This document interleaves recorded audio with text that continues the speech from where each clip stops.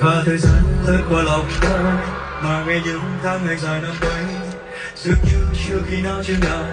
Và càng lâu ta càng hoa đi dài, ngày em vẫn còn đây.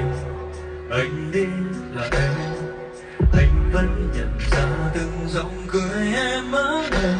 Là khi ôm nhau đôi đủ ngả nghiêng, một thế giới riêng hai người đi. Nụ hôn em anh vẫn nắm chìm, càng đứng thâu chỉ để ngắm nhìn. Ai mơ đêm soi dọi thẳng vào trái tim anh. Đừng tắt đi trong anh hình ảnh đó khi xa người. Như dần lên môi thắm ta ngồi thân thơ lẻ loi.